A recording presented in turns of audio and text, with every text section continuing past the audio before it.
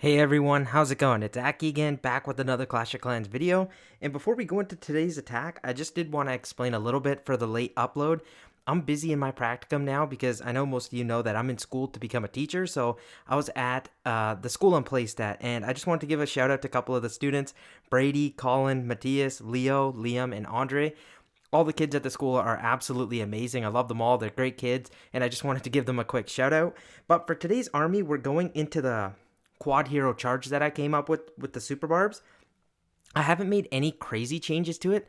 The one I would really recommend is maybe bringing in a poison spell. Sometimes the CCs can cause a problem, but instead of going into live attacks, I'm actually going to break down some replays. So I'll catch you guys in the first replay where we can go a little bit deeper into these attacks. For the hero equipment, King, I'm running the Earthquake Boots and Spiky Ball. Queen, Magic Mirror and Frozen Arrow. I know that's a tough investment, but for this army, it really is needed. Unless you want to switch in maybe the Invis Vial for one of the epics that you don't have: Warden, Fireball, Rage Gem, Royal Champion, Seeking Shield, and Rocket Spear with the Phoenix. King, you've got the Angry Jelly to make a hero dive, but I'll catch you guys in the first replay. Okay, here's the base in all its glory, the first attack I did, and with this one, there's a couple things I want you to know. Because with the King, we're running the Earthquake Boots and Spiky Ball with the Angry Jelly, I'm trying to dive into a compartment of the base, but it's pretty strategic. I want you to give it a shot, check where you'd run into. For me, I want to stay away from the CC and clear a compartment so I don't have to invest too many invisibilities when I'm launching the fireball. Because ideally, I want to make sure the CC goes out. Because a lot of people are starting to run witches in the CC, it can cause a lot of problems when you don't have a poison spell. So for me, that's why I'm kind of advising you have a poison spell with you. So I'm going to send in my King over here at this Archer Tower. You can have some super barbs to support, but remember you have the Angry Jelly effect lasting for 30 seconds. With that, I'm going to snipe out that mortar on the outside. That's just to take out an extra defense, just to make sure the King doesn't walk towards the outside. I also kind of want to take down that cannon, but I'm not too worried if it doesn't go down. Also, for what time you're using the ability, I'm trying to wait until I can get towards the expo. I failed and dropped two of those super wall breakers. That was a mistake. Those are supposed to be super barbs. Got to the expo, deployed it. I'm going to send in a headhunter to make sure the enemy queen goes out. And now you're going to notice I took out pretty much that entire section without using and making the CC get lured. And we popped off both rage towers in the core. That's great. Now at this point, I'm going to get my warden in, and because time can sometimes be a problem, I get my minion for cleanup, and as the warden walk's going on, I'm actually going to start the queen walk at 12 o'clock. Reason being, I want to keep the warden away from any of the other heroes I'm using. For example, be that the royal champion, be that the queen. I don't want them to interfere with my warden and the fireball. So now you got sorry, not two queen charges, but a queen charge going and a warden charge. So you're gonna have to keep an eye out on two things. So I'm setting a funnel for my queen. I will provide a rage spell and a headhunter for the enemy royal champion, and then we'll focus in on the warden down here. We're just cleaning up some of these defenses. We're going to take out the air defense. We're going to take out the archer tower, and then we can get our invisibilities in. I also start setting up. So now I'm going to have to pause here. We got the ward going. We have the queen going. And then we also now got our flame flanger. So there's three things you have to keep an eye on. And you still have to line up your fireball, which I'm kind of getting a little bit nervous at this point because I've been pushing this warden charge for so long. But because I have three things going on, I'm not wasting time. I send in the ice golem to kind of tank for my queen, get a rage spell in for the warden. So the spell timing here is kind of reckless. So remember, practice with this army. It's not something you're going to get down right away. And at this point, once this healing hut goes down, I'm good with my invisibilities. Look, there they go down. Make sure, drop my earthquake spells on the monolith. CC's down, monolith is down. And now for the warden to go through this fire spitter, totally fine. Queen ability pops. She's going to get as much value as she can. Flame Flinger's doing great as well. Queen is going to push through the rage tower. If she gets that for me and gets a couple hits on the town hall, I'm cool with that because remember, I still have my royal champion left and 5 super barbs. So what I'm going to do is drop the super barbs over here to lure these skeleton spells, and then I'm going to send my royal champion in for the town hall. Look and notice I still have a rage spell, revive spell, and a free spell. Free spell I use on the enemy king because I didn't want it to take out my warden because I need to still make sure that fire spitter goes out, but I end up swagging the rage spell, I think. And for sure, I think I get the revive spell as well, if I'm right about that. Yes, okay, yeah. Revive spell swagged and rage spell swagged. So I'm telling you guys, this army is great. I love it a lot right now. It's working great, but it does require some time and practice.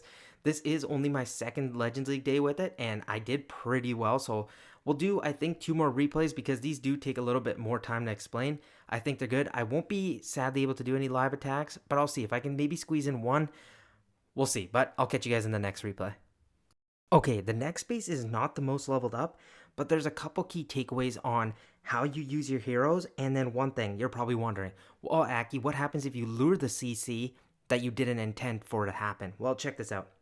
So for me, I'm like, okay, what do I charge into? I can't go into the town hall, way too much damage, invisibility tower. I know I'm gonna struggle against it.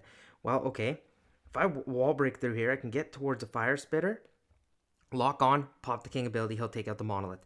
But remember, that's not more so to take out these two key defenses. Yeah, they're great, but it sets a funnel for my warden, because if I drop my warden here at 9 o'clock, he can clear some of these buildings, and I want to land in this core.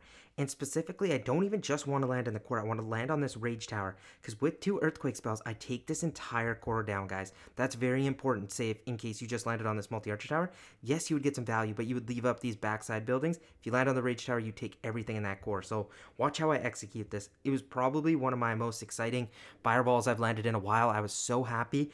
But to do this, I am going to super wall break into this, but I'm going to get a couple super barbarians in front just to tank a little bit for the king, because I don't want the monolith to lock on automatically. But look, it locks on, so I'm like, you know what, I'm just going to drop a free spell, make sure we lock on to this fire spitter. There goes the monolith, it's down.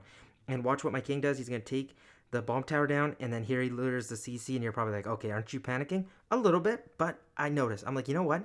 I'm not going to lure it to the warden. It's going to take too much time. So I'm going to do something a little bit reckless. I'm actually going to start with a wall breaker here and a wall breaker up here. You're probably like, why? What are you doing? I'm going to get my queen at this research, put the healers down, and then she's got access to all these buildings, this dark elixir, and then this wall breaks right here. She can go in towards this next compartment. So she clears all that side while the ice golems are all lured. Look, I'm going to drop my warden at this side. So you're going to keep an eye out on 2 things. Queen walk at the top side. You don't have a poison spell, so you can just get a couple super barbs to help you out. Here goes the warden at the opposite side. Royal champion, just hold on to. And then a lot of you are probably wondering, do you use the flame flinger? Do you use the siege barracks? Do you use the battle drill? What do you use? For me, it really does depend on the base layout. There's like mortar coverage even when I've used my king ability and having expos outside, and say with my queen, and I don't find flame flinger value, I'm like, you know what, I'm not even gonna worry about it.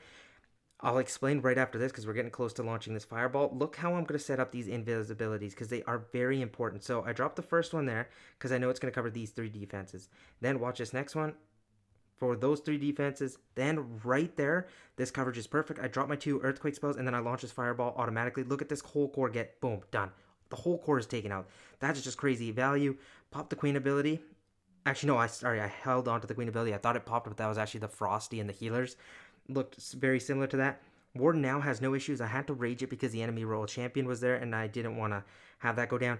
Decide with the siege barracks. You're probably like, why? Well, there's super minions in there. I want them to stay on the outside, so a blimp's really not going to provide me value.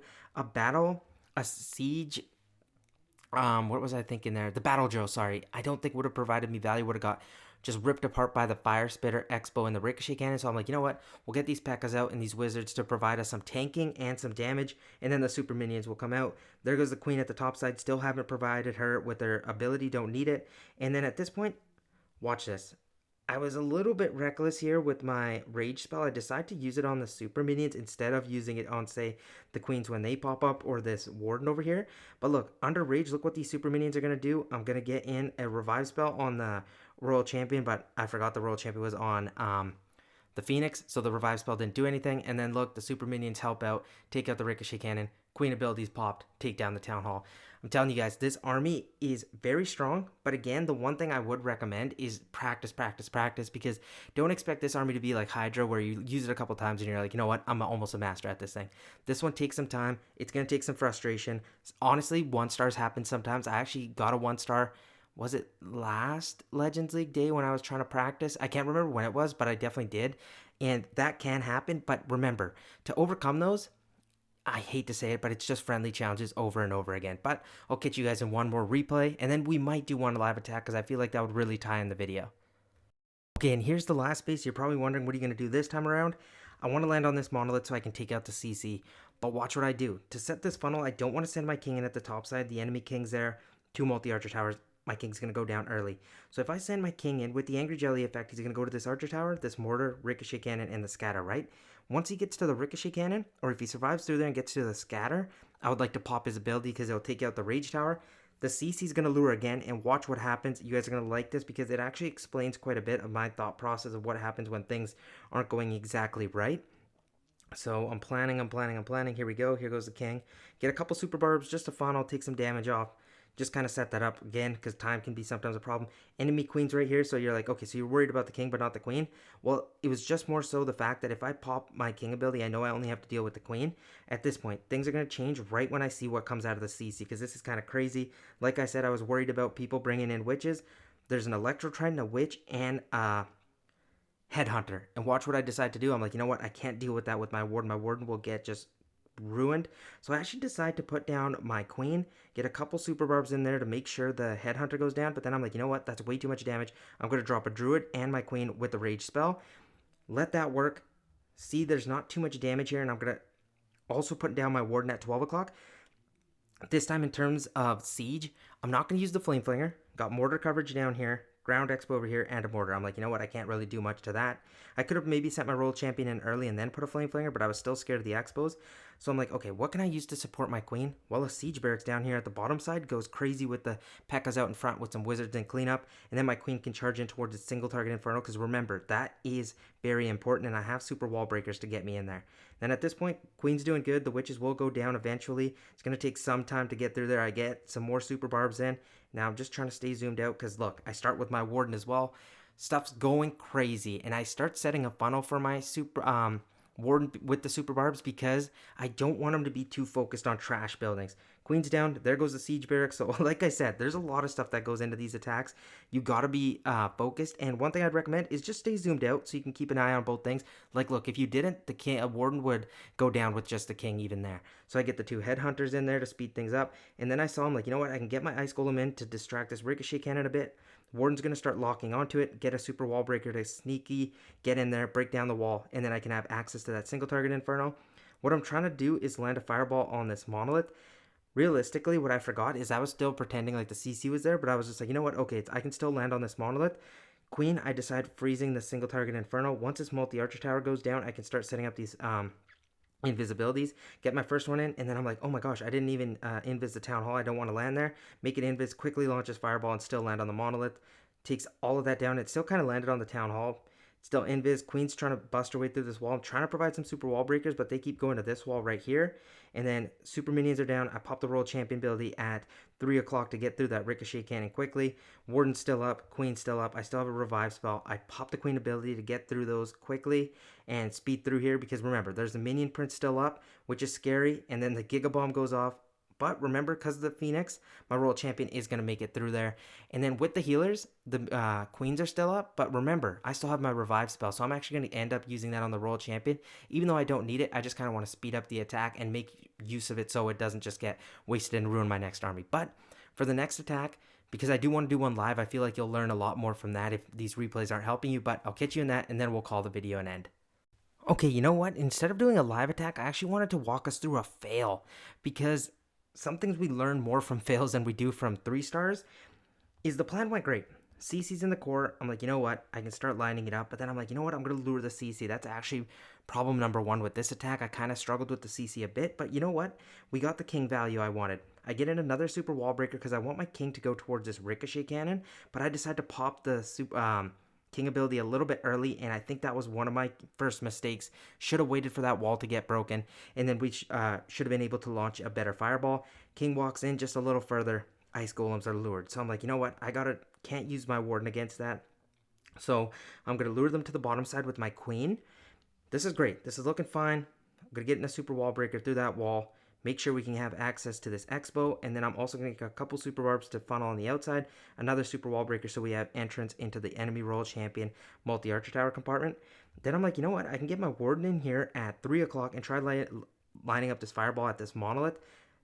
That'd be great for me because I can still take out that core value and then send in a flame flinger up towards this core. But one thing I didn't realize, and this kind of sold me out, I won't say it 100% did, but it kind of did.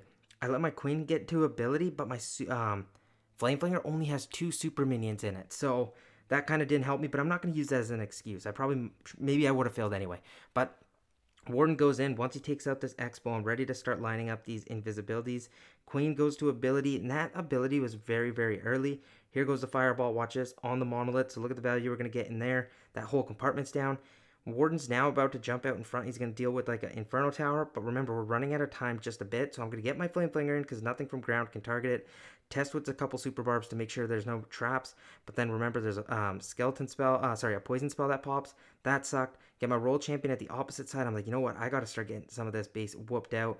Headhunters for the Warden. So look how many things are going on right now. There's a Flame Flinger, Queen, my Warden, and Royal Champion all trying to just... Right now, I'm just trying to surround this base and get as much damage as I can as possible because of the mistake I made early with the king.